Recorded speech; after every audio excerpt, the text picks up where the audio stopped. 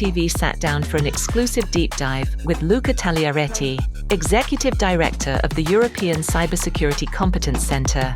From his early steps in public policy to steering Europe's cyber resilience strategy, Tagliaretti offers an inside look at the ECCC's mission, its growing impact, and how it's driving cybersecurity innovation across the EU. Well, I like to describe them in three main missions. We have now managing more than 200 projects. The priority for the next 2-3 years are... Could you tell us a little bit about the Atlas? A few tips I can give is to ensure that when you present your project proposal... What are the capabilities that each member state should have by 2027? They're my top 3 bets, you mean? Top 3 bets, like... Hello everyone, my name is Miruna Mihailovic. We are here on a special episode on CybersecTV. My guest today is Luca Tagliaretti, the Executive Director of the ECCC. Hello Luca and welcome. Nice to meet you. Good morning, Miruna. Nice to meet you as well. First of all, let's talk about yourself. How would you describe yourself? And could you walk us through your career path leading up to the ECCC? Well, I'm a fan of Europe. I spent most of my professional life in European institutions. I started at the ECB, the European Central Bank, before the euro was introduced. So I was there when the first euro was launched, and I was there for a long time, almost 20 years, in different roles. The last one being involved in protection of counterfeit from digital attacks. I then moved to Tallinn, where I was first deputy director and then interim executive director of another agency, the agency called EULISA, that is responsible for all the database of law enforcement border control in Europe, which basically help protecting the external border of the Union, protecting the sharing information between law enforcement when it comes to securing the internal Schengen area. I was there for 4 years, and now 2 years ago I moved to Bucharest, where I'm now leading the ECCC. It's an important challenge. It's a new body of the Union, a new agency, a lot to be built, it's also give us the possibility to be directly involved in helping Europe to become more competitive, more secure. It is indeed the ECCC recently established body. Yeah. Now, the question would be, why was Bucharest chosen to be the home of the ECCC and what is its governance model? Yeah, Bucharest was chosen, as is normally the case when new bodies are established. There is a competition between member states to decide where the agency need to be located. Romania made a good offer, and I'm happy that in the end the decision was to move the center here in Bucharest. And we are, I think, 51, 52 agencies plus all the institutions around Europe in many member states. We are the first one in Romania. We hope to be, or not the last one. We hope there will be the possibility for Romania to host new agency, new body. Now there is a decision also on the custom agency. We hope, of course, to have another agency here with us. The role of the governance that you mentioned, as we are not working alone. We work with the 27 member states.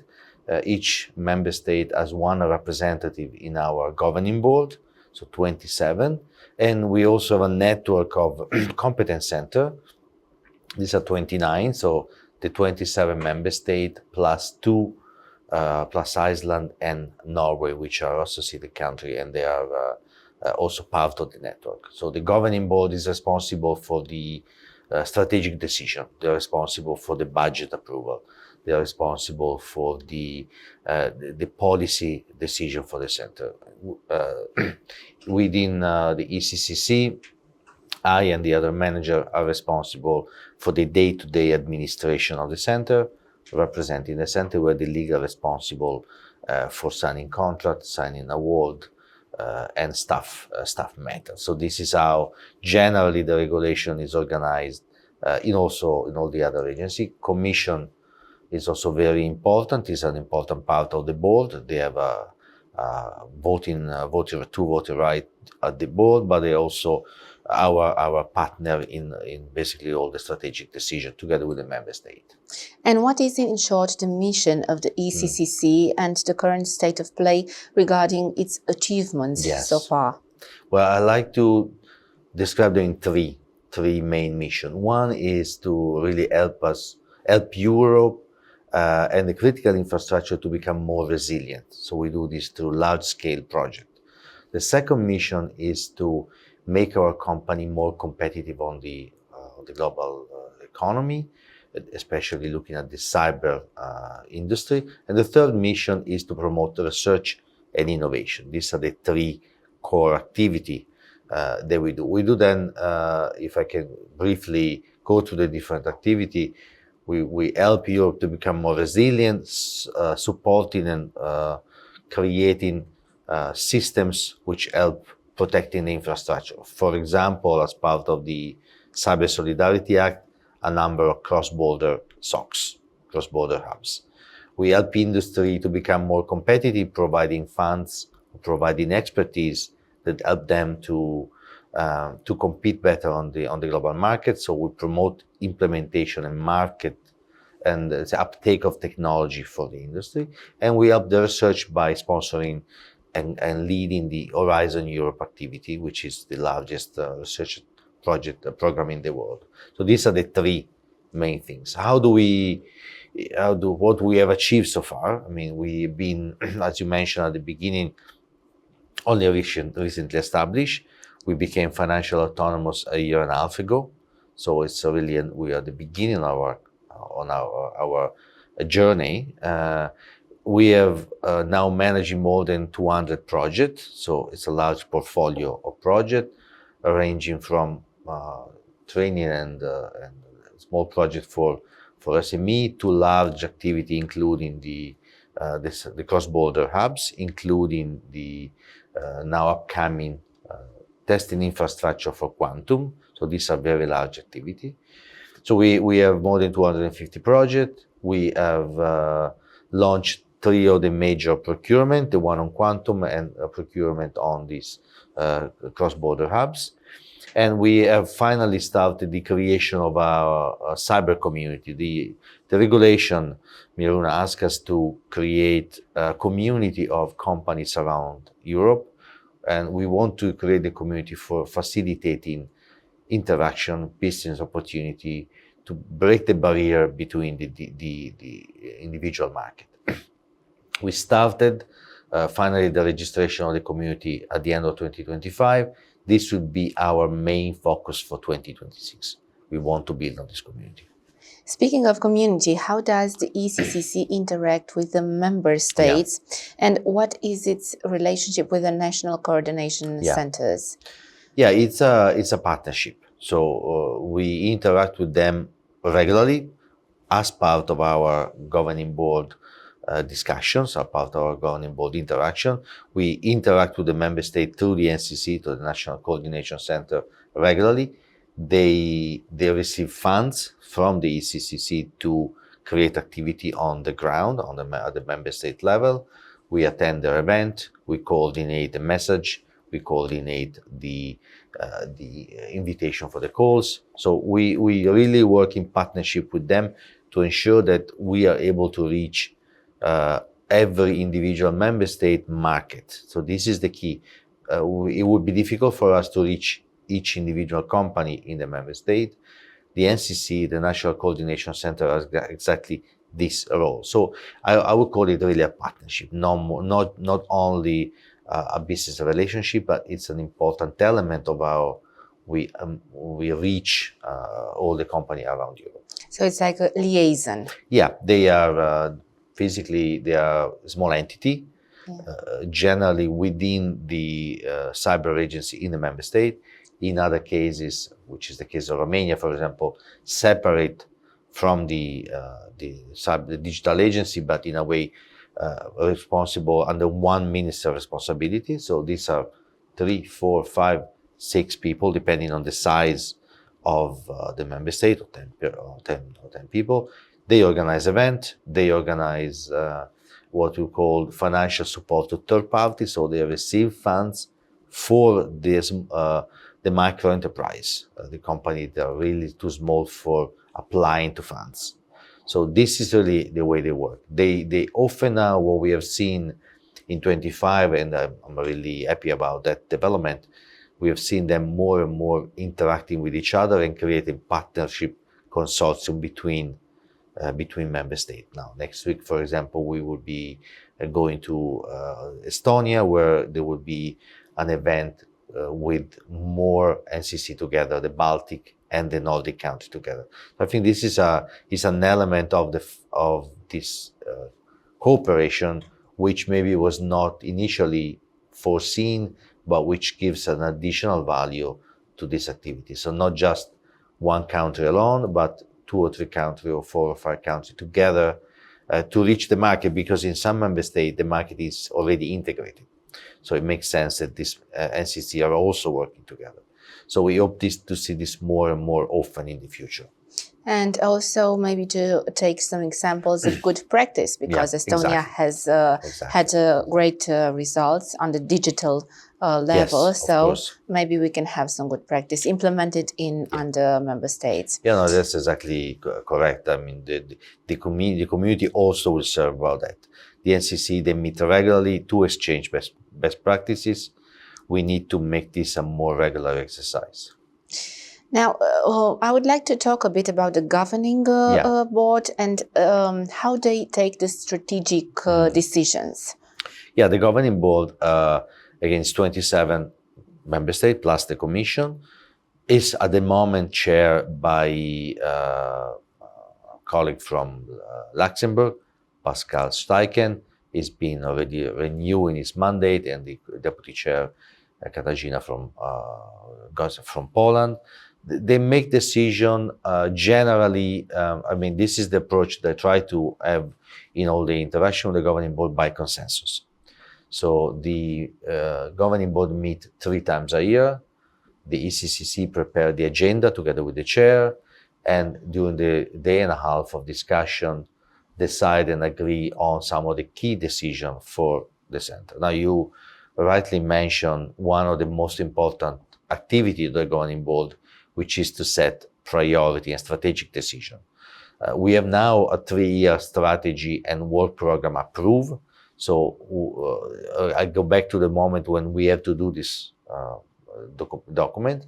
So the governing board decided by setting initial high-level priority through discussion within themselves and during the meeting.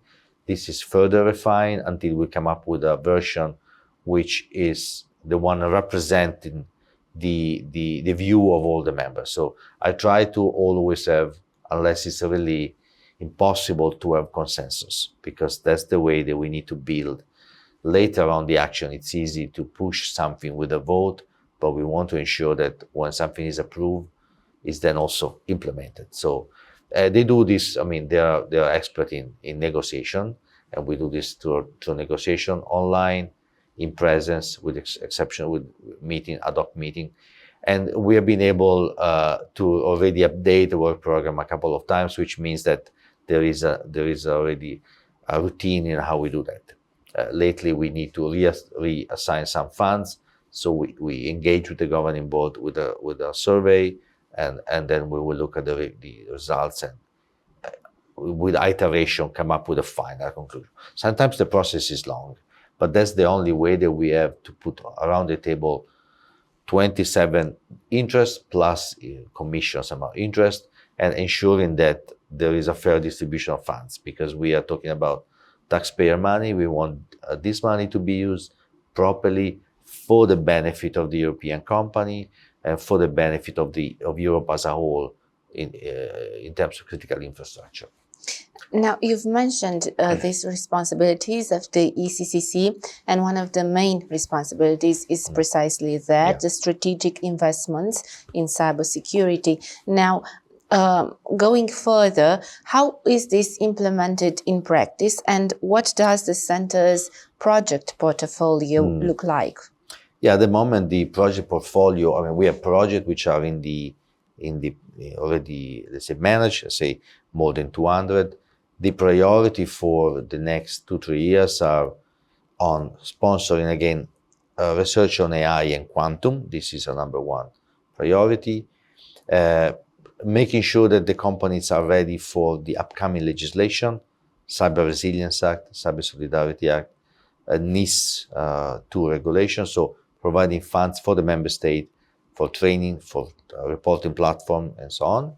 And then we have funds for dual-use technology, a small amount, and funds for, we had recently finished a project on hospitals. Hospitals are one of the critical elements of our economy that often is attacked and does not have the technology to resist cyber attacks. So a large part of our budget in 2025 was on hospital. And then there is one part on building on the hub, which I mentioned before. Another large, important, and interesting project that we just launched is on undersea cable. Romania now recently got selected for the cable on the Black Sea. We are building a number of hubs which will protect undersea cable from cyber attacks. So this is also an important part of our portfolio for 26 and 27. Could you provide some examples of projects that best illustrate deployment at scale? Well, I think the one that I really like to mention is the testing infrastructure for quantum. This is the first example in Europe. We want to create a space for our companies, startups, and large companies to test their algorithm. And we want to do them in Europe with European technology and with a very low price or even free access. So this is one, and this will be completely run by us with a procurement. So there is not a grant. It's something we are selecting at the moment. And I think this is one of the examples where we could work for the benefit of the old company using European funds. So this is one example I like to refer. Are there any incentives for SMEs for facilitating their participation in projects, or would there be any tips and tricks for applicants? Yeah, thanks, Miruna, because that's of course an important part of our mission is to support SME. So around 50% of the funds so far went on SME. How do we make this more interesting for them? Because there is, of course, the cost of applying to the grants. So we do them by increasing the rate of sponsorship. So with the grants, if you're an SME, you get 75% of the overall cost of the project versus 50%. So that's the main reason why SME should apply to the project. We like to see, it's getting more and more competitive because the program is more known. The ECCC is known now in the industry. We get a lot of application, and not all the application can be successful. But a few tips I can give is to ensure that when you present your project proposal, you're matching what are the overall goal that the call for proposal gives. So how do you align yourself with your project to the overall goal of the ECCC and all the call? We like to see diversity also in how you build your own consortium. It's difficult for a company to be able to fulfill all the task and activity requests in a project. So don't be shy to involve other company, other individual, other organization in your project proposal to ensure that you are matching exactly what is requested. So I think these are the main tricks. The evaluation is done by external experts that we contracted, so they are expert in that, and they are normally doing the assessment, looking at the variety of parameters. But these are elements that I think are important to consider when you apply. Crossing over to the legal part, how does the ECCC support the cybersecurity legislation? Yeah, well, we are not involved in of course, the legislation, the drafting. This is for the co-legislator. Our main role here is making sure that when company get ready for implementing the legislation, or member state get ready, they have the possibility to use technology which help them. So this is why some of the projects are focusing on that, and they have also the possibility to have best practices to look at. So it's more on the implementation side rather than on the drafting or preparation of the legislation.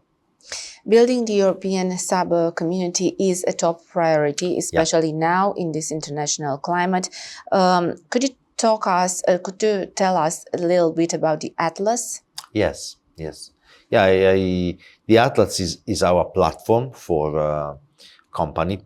We just launched. It was launched in the end of 2025. We have so far not so many applications, but this is about to pick up rather quickly.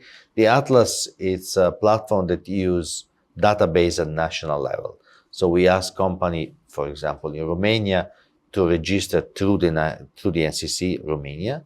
The NCC does a first checks and then pass the information to us. So this is why the process is picking up just now, because we are in a phase in which member states are collecting data and company records at national level. We have big ambition on the Atlas, so we really want to make the Atlas a digital common market, European common market for cyber-related technology. The Atlas will be open also for university, anybody who has a vested interest in cyber, also on the receiving end. So if you're a company which is subject to the NIS2 regulation, the CRA, you could be a member of the Atlas. We want to use as an opportunity, as I mentioned before, of them to find partner.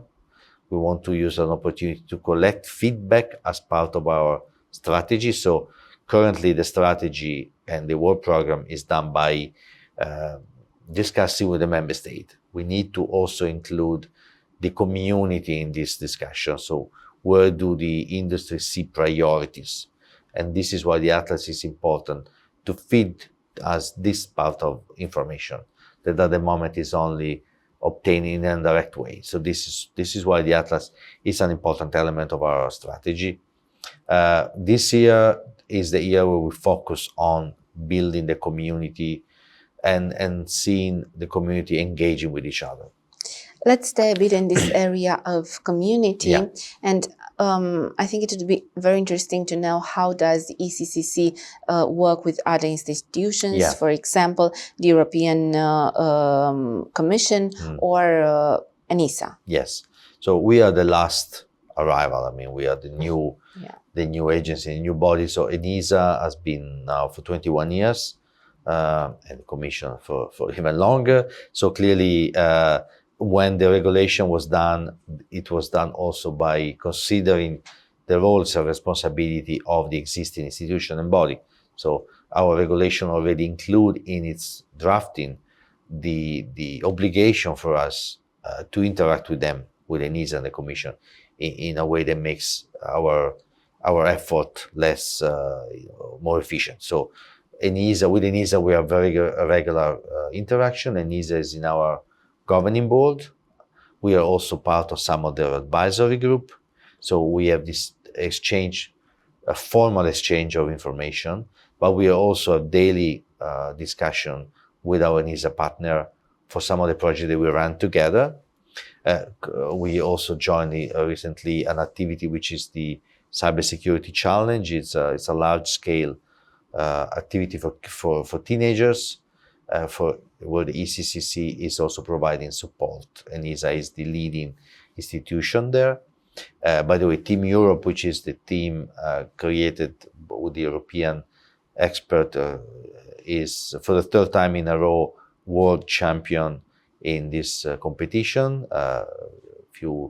Couple of months ago in Tokyo, we won for the third time. So congratulations and kudos to them and to ENISA also, who helped them to prepare. So for them, there is a regular interaction with the Commission as well. DG Connect is our partner DG. They are in our board.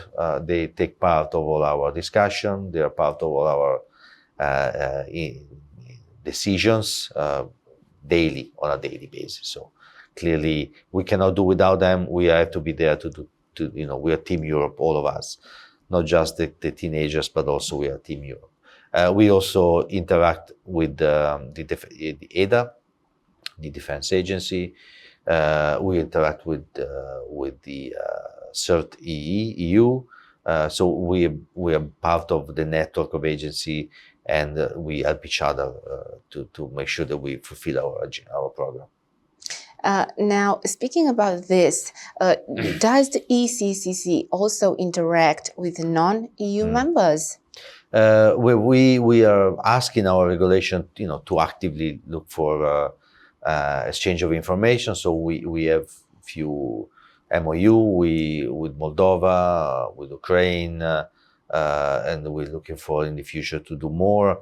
We do them in the context of exchanging best practices and exchanging information. There is obviously not a formal role for them in the DEP, in the Digital Euro program. There is no part of them in the governing board, but we want to build this also looking ahead and the future when hopefully there will be a full EU member state. So this is our main interaction. Looking ahead, what would be the ECCC's priorities for the coming years, and if there are any challenges in particular that you foresee? Yeah. So the priority are, well, we need to keep up with the existing projects. So we need to continue and run the projects. This year we'll reach 250 projects, and then we will start seeing a small decrease because projects come to conclusion. So number one priority to ensure that we deliver on this project in time and with a proper budget, so that the funds are used properly. The second priority would be to build on the atlas and having really them being part of how we design our strategy.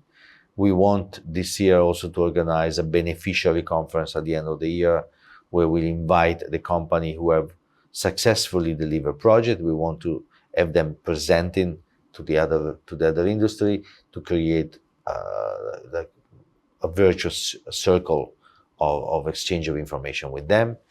And then the last priority is preparing the future. We are linked to this MFF, which is finishing in 2027. How do we ensure that we bridge this to the future to ensure that the funds will continue, the project will continue, and this will become a permanent activity in the European Union. What are the capabilities that each member state should have by 2027, would you say? I think the capability are really linked by the regulation. So what's in the NIS, what's in the CRA. So these are the minimum capability we want member states to have, and they have to have by law. I think there is more and more an interest in investing in also preparing the SMEs and the micro and the industry in general to be better prepared, even if they are not part of the NIS2 perimeter or the CRA perimeter. So this is a part of investment where we really need them to focus. There is a part of awareness. Cyber is not only a technical element, is not just something reserved for IT people, but it's become part of a strategy of every industry. So awareness building is also essential. And lastly, what would your top 3 bets be for 2026 and 2027? My top 3 bets, you mean? Top 3 bets like Gen AI, post-quantum transition, I think, subsea infrastructure. I think hybrid threats is an increasing element that we need to consider. So going back to the fact that it is not just the technical, but it's strategical and survival somehow part of us of a long-term strategy of a company. So the hybrid part for member state and for government, quantum is the quantum transition is another key element for protecting information, for protecting telecommunication and data. and all the generative AI on what concerns, let's say, social media attack or attack. So these are, let's say, the three areas where I see that we need to focus, and everyone need to do their part. We should do this interview again end of 2027 and see. You can come anytime. Thank you so much, and thank you so much for sharing all this valuable information with us today. And thank you for the time.